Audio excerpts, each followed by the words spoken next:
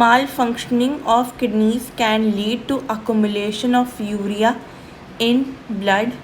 A condition is called uremia, which is highly harmful and may lead to kidney failure.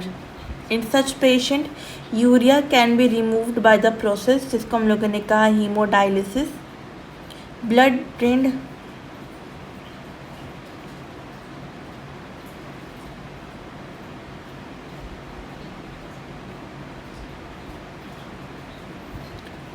अब आते हैं disorders of excretory system पढ़ लेते हैं. Malfunctioning of kidneys can lead to accumulation of urea in blood. A condition, इसको हम लोग कहते हैं यूरेमिया. ये हाईली हार्मफुल होता है और ये किडनी फेलियर को लीड करता है. In such patient urea can be removed by the process, इसको हम लोगों ने कहा है haemodialysis. Blood drained from a convenient arteries pumped into dialysing unit after adding an anticoagulant like heparin. The unit contains a coiled cellophane tube surrounded by a fluid, dialysing fluid, having same composition as that of plasma except of the nitrogenous wastes.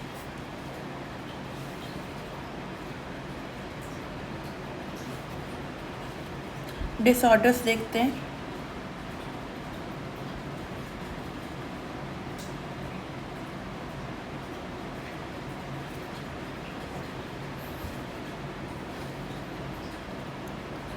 Mall functioning of kidney,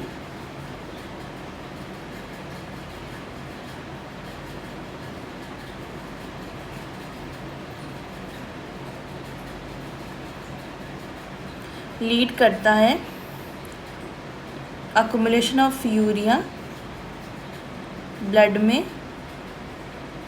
इस condition को हम लोग कहते हैं uraemia.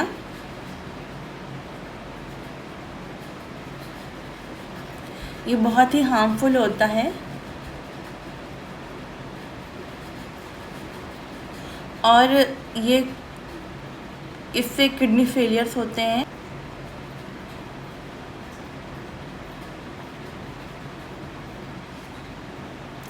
और इन ऐसे patients में जो यूरिया होता है वो रिमूव होता है एक प्रोसेस से जिसको हम लोगों ने कहा है हीमोडायलिसिस.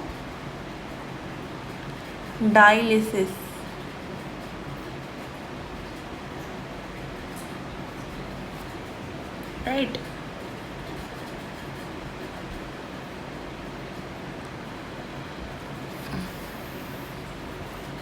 इसमें ब्लड ड्रेन होता है कन्वीनियंट आर्टरी से, मतलब एक कन्वीनियंट आर्टरी से ब्लड लिया जाता है.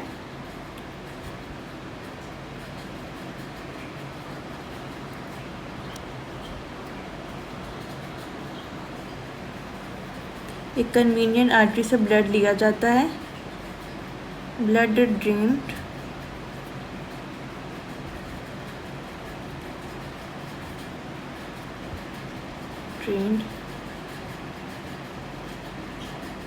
from convenient artery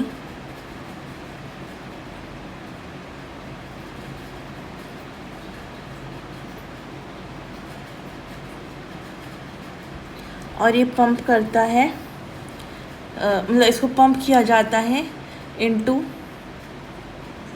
डायलिसिंग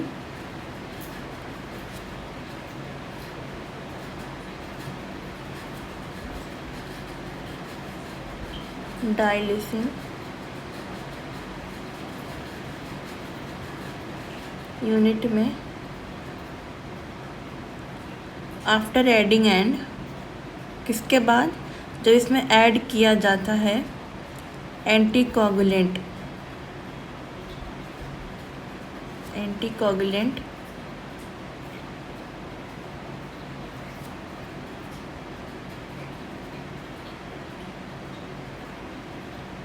जैसे कि हेपेरिन. यूनिट कंटेन करता है एक कॉइल्ड सेलोफेन ट्यूब को, कॉइल्ड सेलोफेन ट्यूब को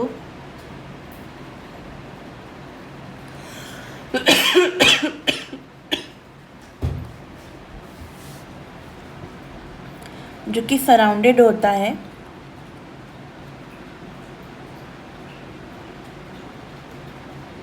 बाय फ्लूइड, जिसको हम लोगों ने कहा है dialysing fluid.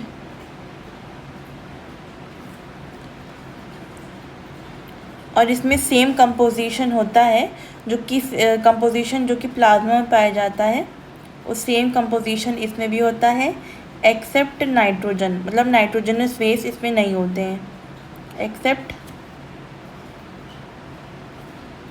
Nitrogenous waste.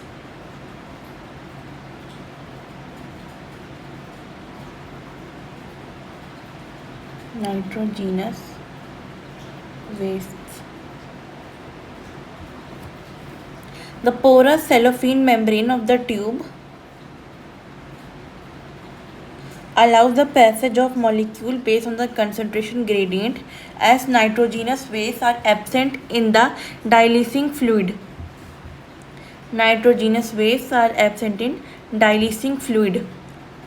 These substances freely move out, thereby clearing the blood. Clear blood is pumped back to the body through a vein after adding antiheparin to it. This method is a boon for thousands of uremic patients all over the world. Kidney transplantation is the ultimate method in the correction of renal failure, kidney failure. A functioning kidney is used in transplantation from a donor, preferably a close relative, to minimize its chances of rejection by the immune system of the host. Modern clinical procedures have increased the success rate of such a complicated technique. Renal calculi, stones or insoluble mass of crystallized salts, oxalates, etc. formed within the kidney. Glomerulonephritis, inflammation of glomeruli in kidney.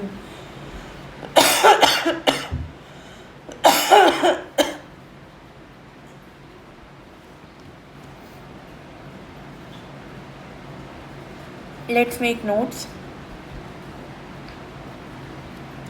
पहला आता है दूसरा आता है renal calculi. इसमें क्या होता है, जो स्टोन्स बन जाते हैं किडनी में, या फिर इनसॉल्युबल मास भी कह सकते हैं, insoluble mass of crystallised salts, इसको हम लोग कहते हैं ऑक्सीलेट्स एसेट्रा, फॉर्म हो जाता है किडनी में।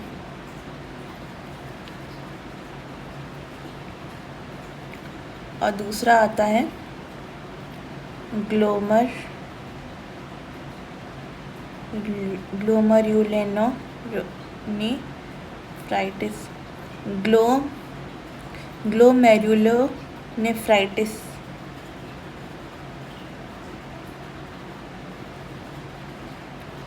ग्लोमेरुलोनेफ्राइटिस, इसमें क्या होता है, जो किडनी के ग्लोमेरुलाई है वो इन्फ्लेमेट हो जाती है।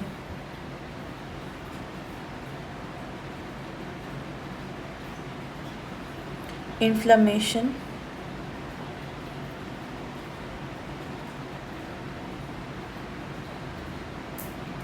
ऑफ glomeruli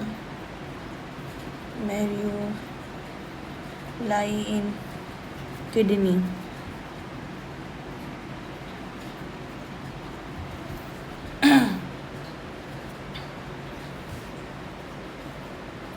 अब आता है roles of other organs in excretion. Other than kidneys, lungs, liver and skin also help in elimination of excretory wastes. Our lungs remove large amount of CO2 and also significant quantities of water every day. Liver, the largest gland in our body, secrete bile containing substances like bilirubin, biliverdin, cholesterol, degraded steroid hormone, vitamin and drug. Most of these substances ultimately pass out along with digestive waste. The sweat and sebaceous gland in the skin can eliminate certain substances through their secretions. Sweat produced by the sweat gland is a watery fluid containing NaCl, a small amount of urea, lactic acid, etc. Through the primary function of sweat is to facilitate a cooling effect on the body surface. It also helps in the removal of some of the waste mentioned above. Sebaceous gland eliminates certain substances like sterols, hydrocarbons, waxes through sebum. This secretion provides protective oily covering of the skin. इसमें कुछ important नहीं था. अब आता है micturition. Urine formed by the nephrons is ultimately carried to the urinary bladder where it is stored till a voluntary signal is given by CNS. This signal is initiated by the stretching of urinary bladder as it gets filled with urine. In response, a stretch receptor on the wall of bladder sends signal to CNS.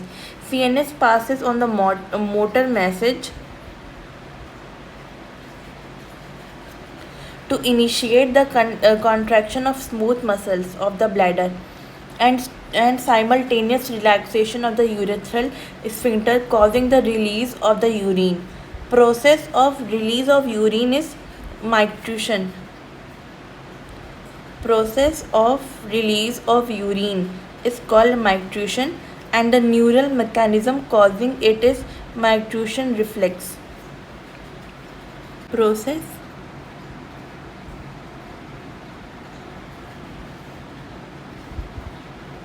जिससे urine release होती है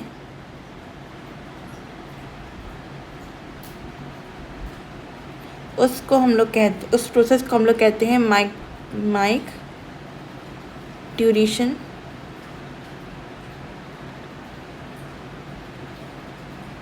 और neural mechanism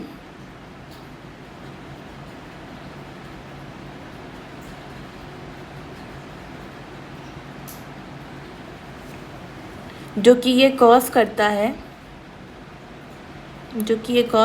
है उसको हम लोग कहते हैं माइक्ट्यूरेशन रिफ्लेक्स.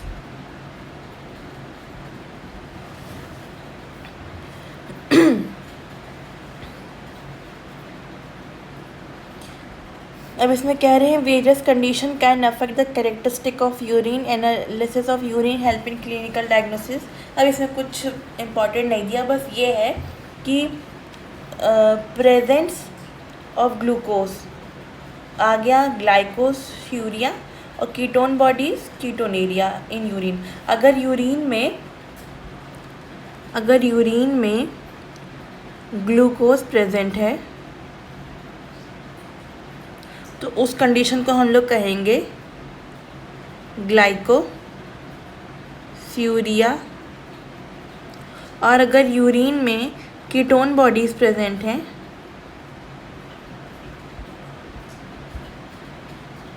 तो उस कंडीशन को हम लोग कहेंगे कीटोन्यूरिया.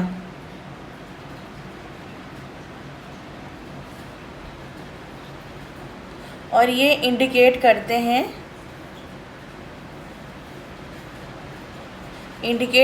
हैं डायबिटीज़ मेलाइटस को.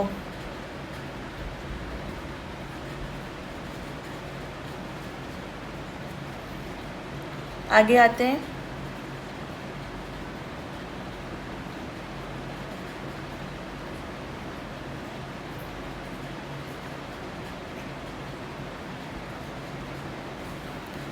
Regulation of kidney function.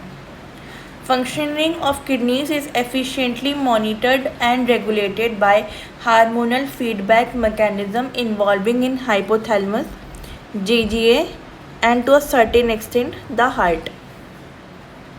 Let's make notes कि जो किडनी के फंक्शंस हैं, फंक्शंस ऑफ किडनी, ये रेगुलेट या फिर मॉनिटर होते हैं bye hormonal feedback mechanisms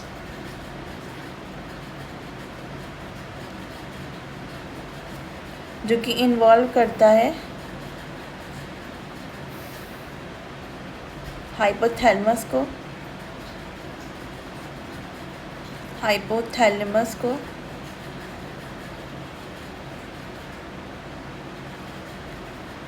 JGA को और हार्ट को. Osmoreceptors in the body are activated by changes in blood volume, blood fluid volume, and ionic concentrations.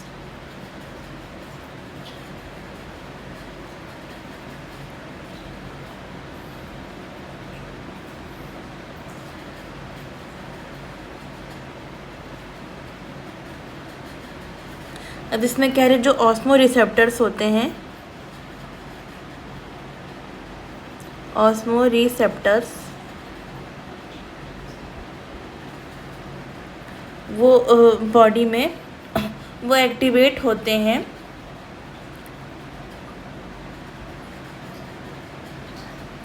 जब चेंजेस आते हैं ब्लड वॉल्यूम में,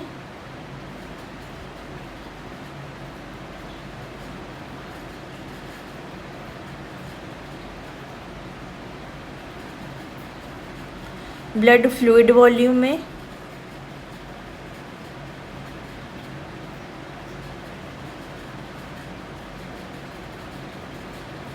और आयनिक कंसंट्रेशन में.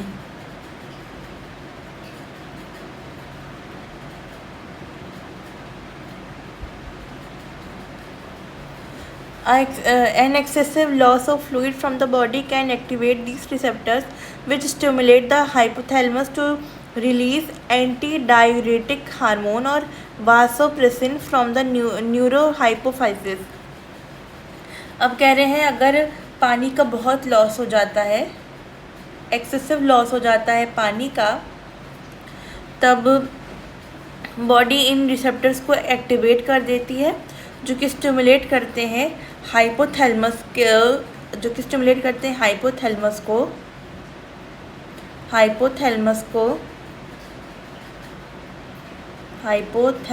को जो कि रिलीज़ करता है एंटी-डायूरेटिक हार्मोन या फिर वैसोप्रेसिन को,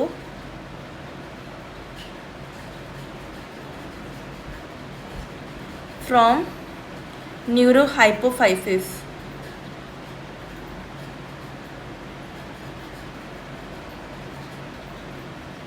It facilitates water reabsorption from later parts of the tubule and thereby preventing diuresis. An increase in body fluid volume can switch off osmoreceptor and suppress the ADH release to complete the feedback. ADH can also affect kidney function by its contractile and contractile effect on the blood vessel. This causes an increase in BP. An increase in the BP can increase glomerular blood flow and thereby the GRF. This is important line, please mark it.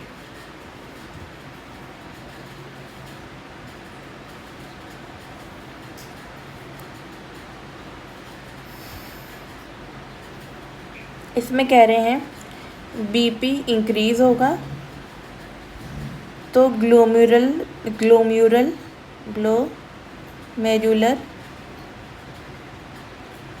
Blood flow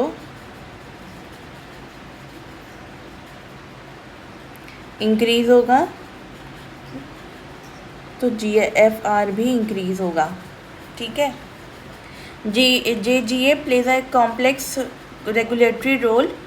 A fall in glomerular blood flow, glomerular blood pressure GFR can activate the JG cell to release renin, which converts angiotensinogen into blood to angiotensin 1 and further to angiotensin 2.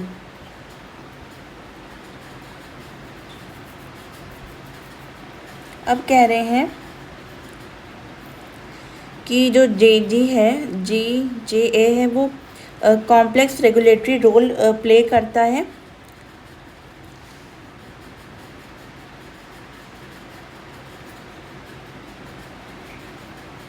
Complex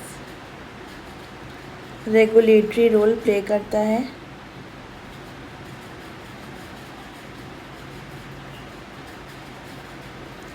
fall in ग्लोम्युलर blood flow, मतलब कि जब ये कम होगा ग्लोम्युलर blood flow या फिर glomerular blood pressure या फिर GFR, तब ये एक्टिवेट करेगा JG सेल्स को, रिलीज़ करेगा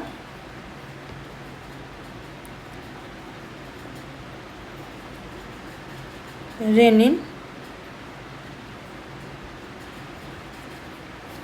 जो कि कन्वर्ट करेगा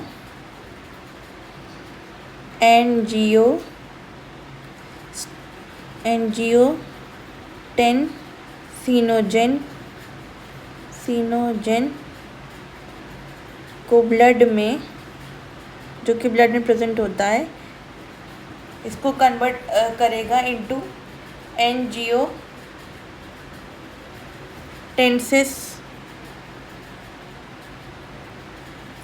1 और 2 में। जो एंजियोटेंसिस 2 है ये पावरफुल वैसो कॉन्स्ट्रिक्टर होता है, जो कि इंक्रीज़ करता है ग्लोम्युलर ब्लड प्रेशर को और GFR को।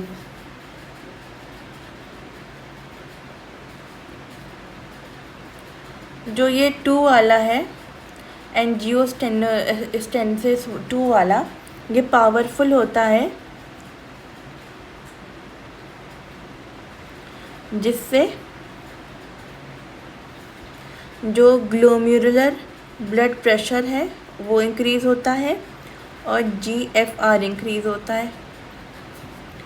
जो एंजियोटेंसिस 2 है वो एक्टिवेट करता है एड्रेनल कॉर्टेक्स को और रिलीज़ करता है एल्डोस्टेरॉन, मतलब एड्रेनल कॉर्टेक्स रिलीज़ करता है एल्डोस्टेरॉन को। ये जो एंजियोटेंसिस 2 वाला है 2 है, ये एक्टिवेट करता है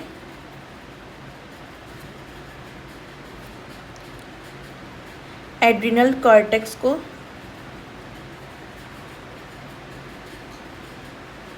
एड्रेनल कॉर्टेक्स रिलीज़ करता है एल्डोस्टेरॉन को,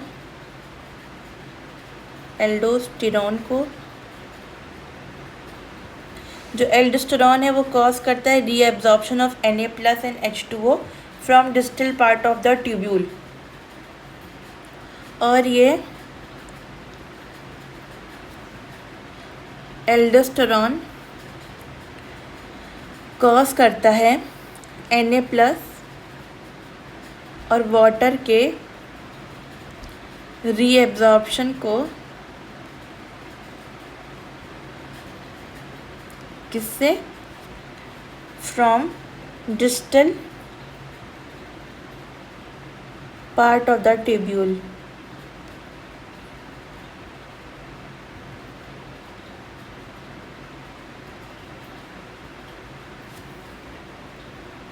This also leads to an increase in BP and GFR, तो इससे ब्लड प्रेशर और GFR दोनों बढ़ गया।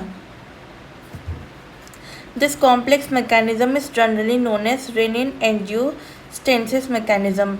और ये पूरा प्रोसेस जितना हुआ है अभी तक ऊपर, उसको हम लोगों ने नाम दिया है rennin एंजियोटेंसिस।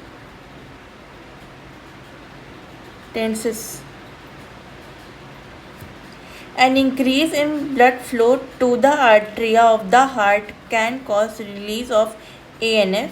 ANF can cause vasodilation, dilation of blood vessel and thereby decrease blood pressure. ANF mechanism therefore act as a check on the renin-angiotensin mechanism. आर्टरिया में ब्लड फ्लो इंक्रीज होगा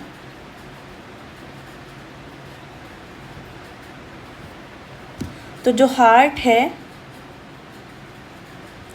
वो ANF को रिलीज़ कर देगा।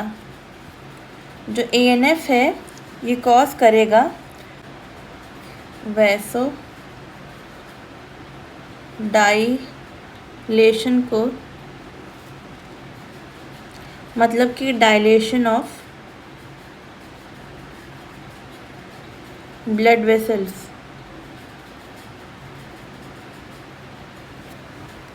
और इससे जो ब्लड प्रेशर होगा वो डिक्रीज़ कर जाएगा। और जो ANF होता है, मतलब जो ANF का मैकेनिज़्म होता है वो एक्ट करता है एज अ